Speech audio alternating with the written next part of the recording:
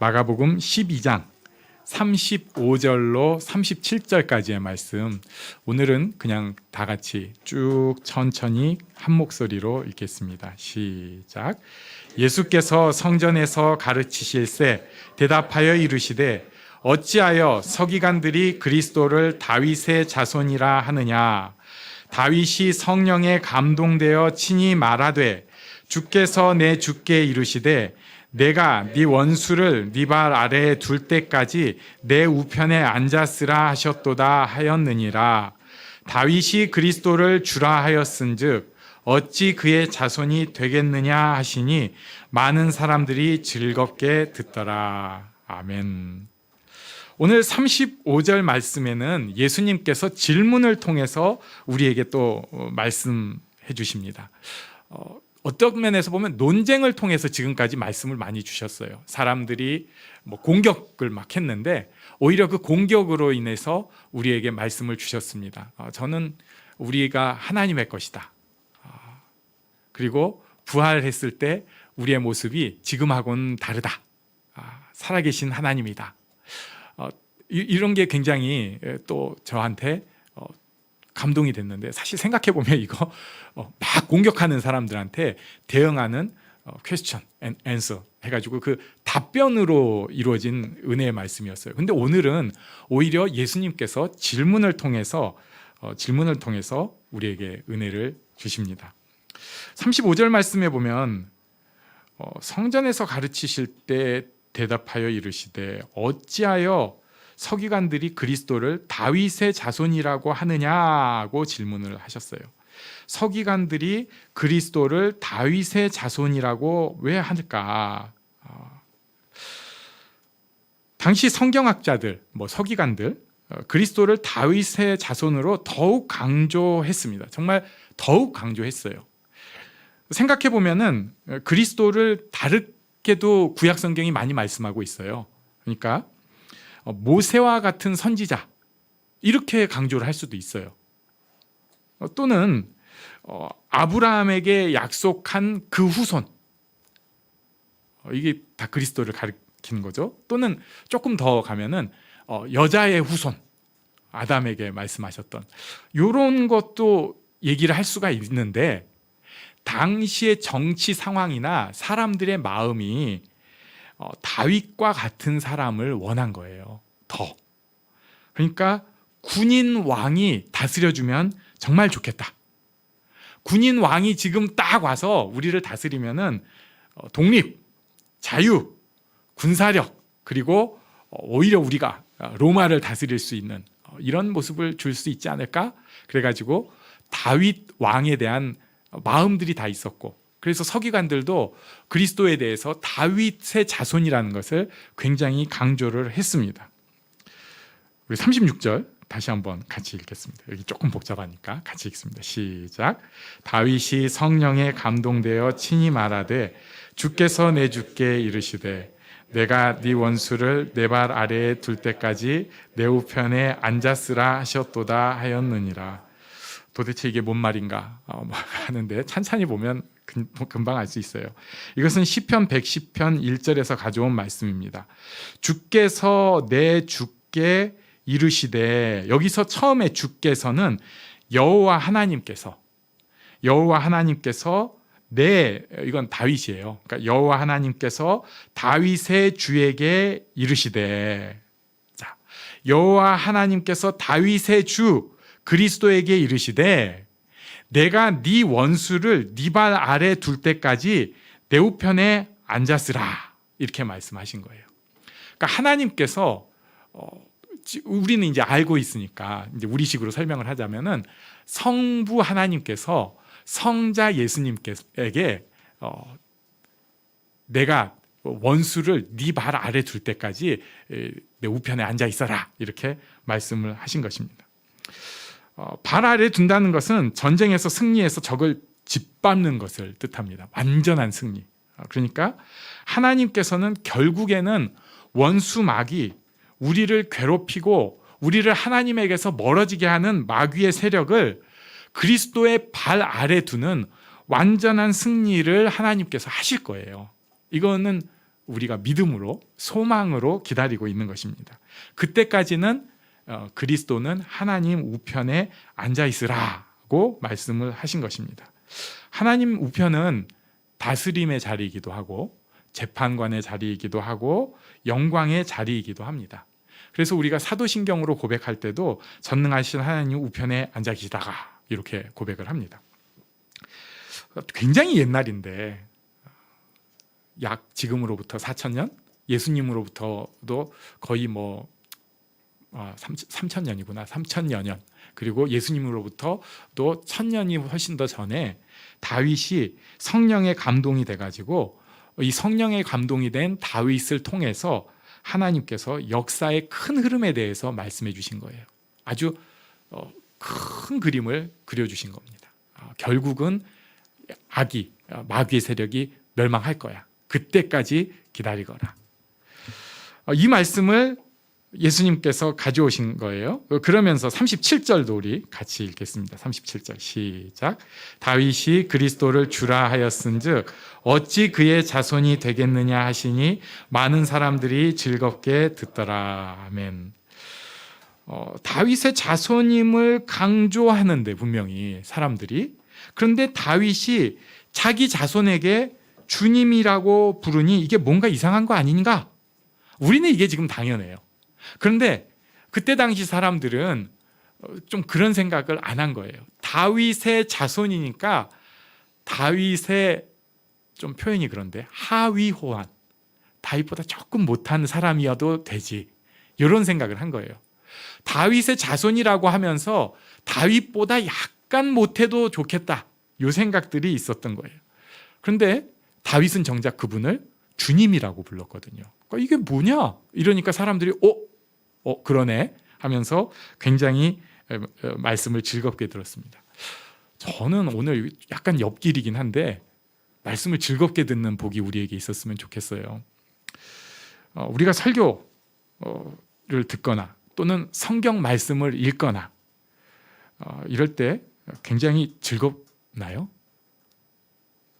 즐거울 때 있어요. 진짜 즐거울 때가 있어요. 그런데 보통 성경책을 펴는 그 순간 또는 말씀을 들으려고 하는 그 순간은 사실은 우리에게 부담감이 있습니다. 그래가지고 약간 의무감이 더 우리에게 있는 것 같아요. 그걸 이제 습관이 되신 분들은 그걸 극복해가지고 별 생각이 없는데, 처음 교회를 다니거나 아니면은 내가 말씀을 가까이 처음 해보려고 하는 사람들은 이 벽을 깨기가 굉장히 힘들어요. 굉장히 힘들어요. 그런데 이제 그 가운데 처음 설교 말씀이나 성경의 재미를 느끼게 하시는 분들이 있긴 있어요. 이제 세미나를 하거나 이럴 때 진짜 재밌게 말을 하시는 분들이 있어요. 와, 저도 보고 와 하는 분들이 있죠. 그리고 또 듣고 있으면은 나도 모르게 막 메모를 하고 싶은, 유용한 것을 막 이렇게 더해 주시는 분들이 있어요. 그래서 그분이 이렇게 앞에 서기만 하면은 귀가 딱 하면서 이렇게 매력을 주는 분들이 있습니다. 예수님께서 지금 말씀하고 계시는데 사실 예수님의 말씀은 부담이 되는 말씀들이 많습니다. 게다가 어떤 때는 제자들도 잘 못 알아들었어요. 못 알아듣겠네요. 부담만 주시면 좋겠는데 어떤 건 못 알아듣겠는 거예요. 와서 저게 무슨 말씀이야? 이러는 거죠. 게다가 또 어떤 때는 쿡 찌르는 말씀을 주세요. 아프다. 이거 내 얘기다. 힘들게 해요.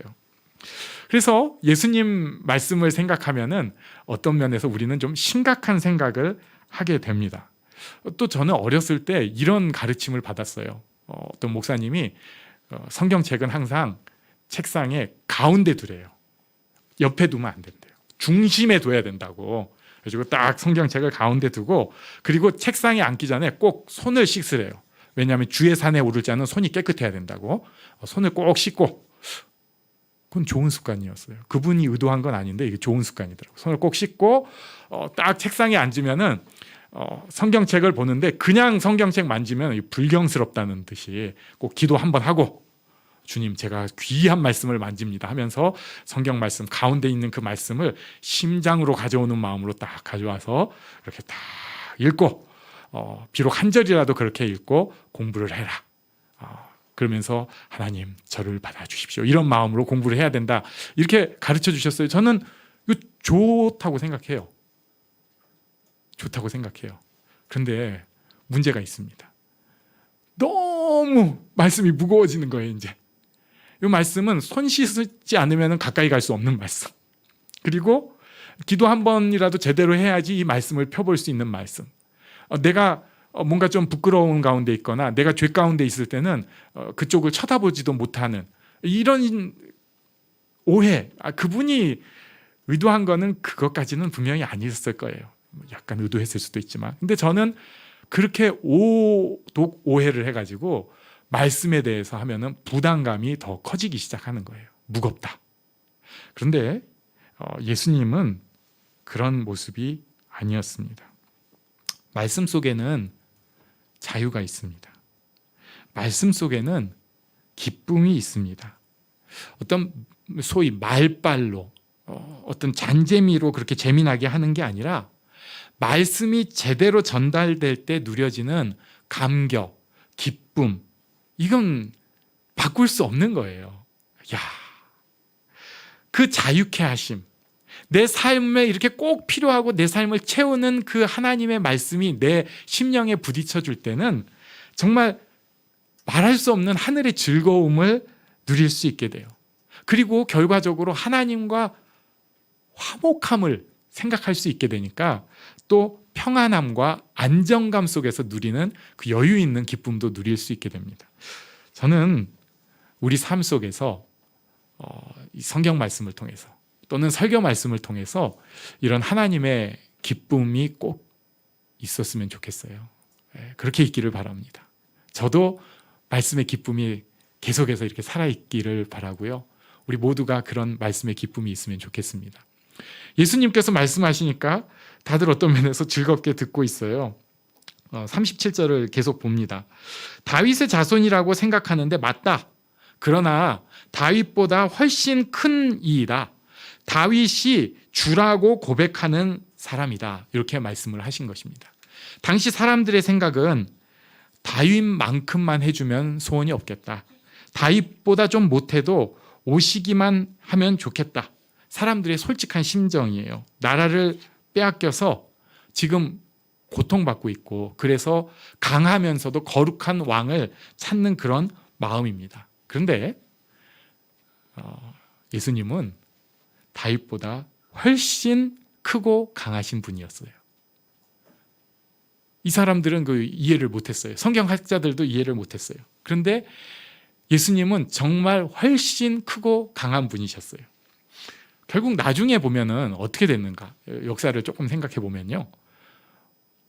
로마를 기독교가 정복을 해요. 그때 당시 대제국이었는데. 그리고 역사 가운데서 중세 약 15세기 정도까지, 사실은 그 약간 뒤까지 유럽을 기독교가 지배를 하게 됩니다. 그러니까 다윗보다는 훨씬 더 큰 지배를 한 거예요.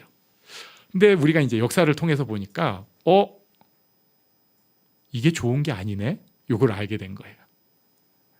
로마가 지배를 하니까 훨씬 더 은혜롭고 좋을 줄 알았는데 그렇지가 않네요. 기독교가 유럽을 주물락 펴락하니까 훨씬 좋을 줄 알았는데 이게 좋지가 않네요. 오히려 사람들의 못된 죄성이 그 가운데 사람들 가운데 틈타기 시작하는 거예요.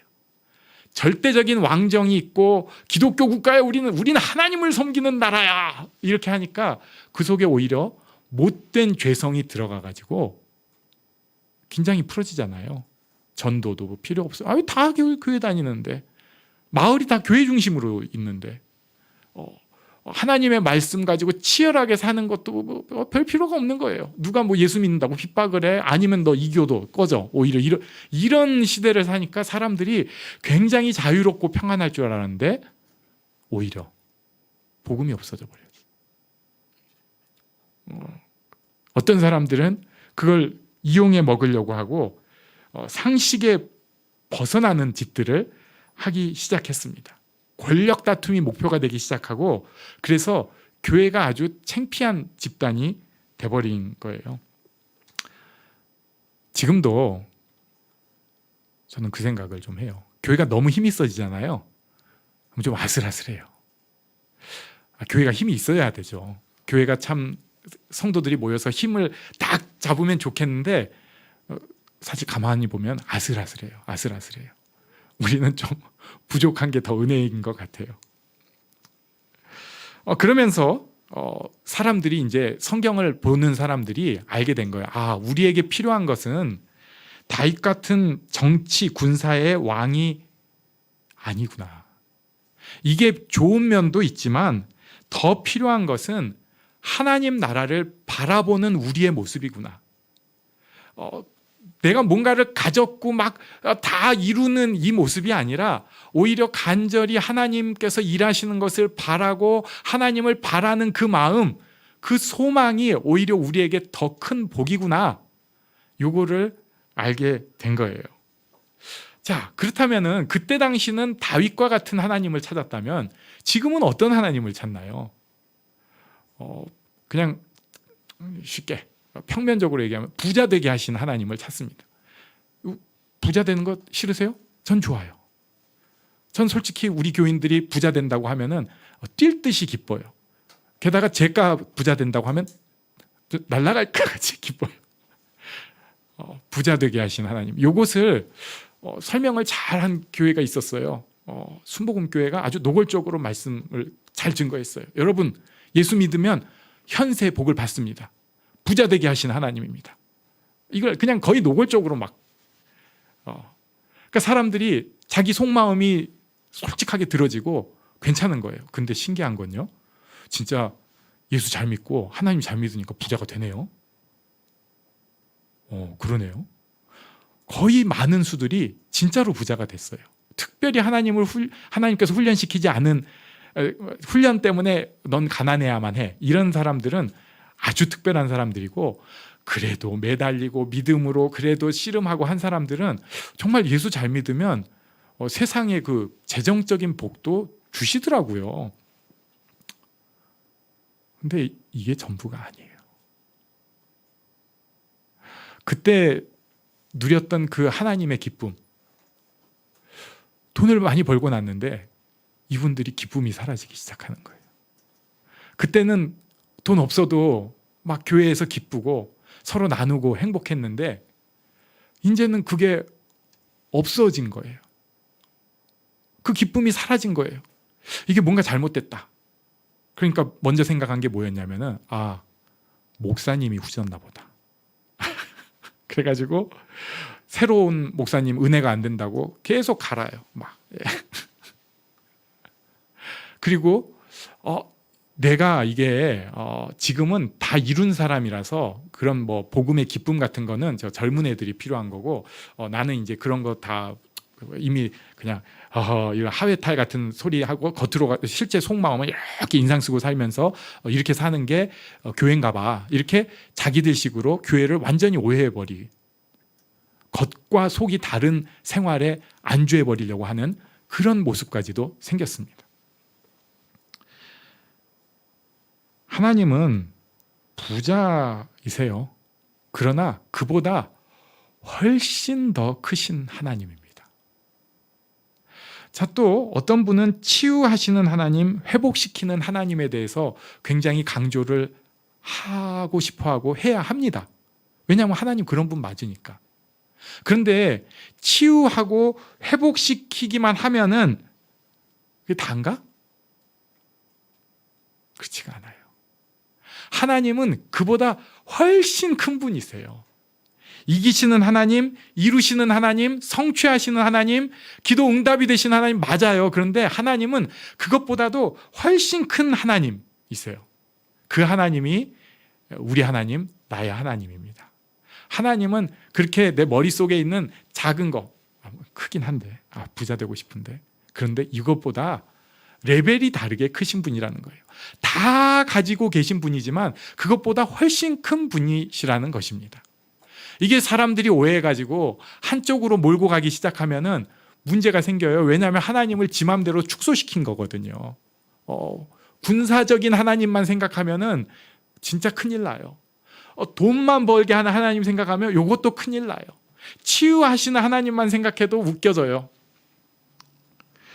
사무엘 하에 보면은 다윗의 인생이 굉장히 드라마틱하게 펼쳐집니다. 다윗은 진짜 웬만큼 보면 항상 은혜가 돼요. 재밌고 설교도 좋고. 이 사람은 시골 형제 많은 집 막내, 목동, 왕자 친구, 위대한 군인, 또 특별한 열심이 있는 왕, 그러면서 또 사고치고 이런 인생을 살았어요. 근데 그 인생 가운데에서 자기식으로 정말 그 많은 하나님을 시편에다가 기록을 합니다. 목동이 보는 하나님이랑 왕이 보는 하나님은 다를 수 있잖아요. 또 형제 많은 집 막내가 생각하는 하나님이랑 왕자의 친구가 보는 하나님이랑 또 다를 수 있잖아요. 근데 그때마다 느끼는 그 시를 다양한 모습으로 그렸는데 하나님은 그보다 더 크신 하나님입니다. 요즘 우리 교회에서 읽고 있는 성경이 서신서예요. 오늘이 데살로니가전서 3장 읽을 차례입니다. 고린도, 갈라디아, 에베소, 빌립보, 골로새, 데살로니가 여기까지 지금 읽고 있는데 이게 다 지역 동네 이름이면서 또 교회 이름이기도 해요. 사도 바울이 이 편지들을 다 썼습니다. 고린도 전후서, 갈라디아서, 에베소, 빌립보, 골로새 이렇게 하면서 편지를 쓰는데 교회마다 문제들이 굉장히 다양해요. 별 희귀한 문제들까지도 다 있어요. 그런데 하나님께서 그 문제도 해결하시는 그 하나님이시지만 동시에 하나님은 그 모든 교회를 합한 큰 교회의 하나님이기도 하세요. 하나님은 지역 그리고 이제 시기, 역사가 다른 모든 교회의 하나님이기도 하십니다. 우리도 그렇습니다. 우리 하나님은 나의 하나님은 지금 하나님이기도 하시고 과거에 응어리진 그때 하나님이기도 하시고 또 하나님 앞에 영광 돌리는 그 모습의 하나님이기도 하세요. 심지어 나뿐 아니라 우리가 이렇게 모여지기 시작하면 하나님은 더 큰 하나님이 되십니다. 하나님은 아담, 아브라함, 모세, 솔로몬, 엘리야, 이사야의 하나님이면서 김종욱의 하나님이시고 그렇다 보니까 나 하나만 보면 하나님이 이해가 안 될 때도 있어요. 그러나 하나님은 합해 놓으면 나, 우리 그리고 역사를 통해서 합해 놓으면 그 모든 것을 통해서 결국은 역사 속에 일하시고 운행하시고 내가 하는 모든 일들을 가장 가치 있게 하시고 나를 귀하게 여기시는 하나님이시라는 것을 우리가 알 수 있어요. 우리가 아는 하나님, 우리가 믿는 하나님은 크신 하나님입니다. 혹시 오늘 내가 조금 배신감을 느낀 게 있다 할지라도 좀 넘어가세요. 하나님은 그렇게 작지 않거든요. 혹시 오늘 내가 믿음에 흔들리고 잘 모르겠을 때도 그거 뛰어넘으세요. 하나님은 그보다 훨씬 크신 하나님입니다. 그 하나님께서 우리를 사랑하시고 귀하다 하십니다. 이 하나님을 누리는 우리 모두가 되기를 바랍니다. 아멘. 우리 잠시 일어나서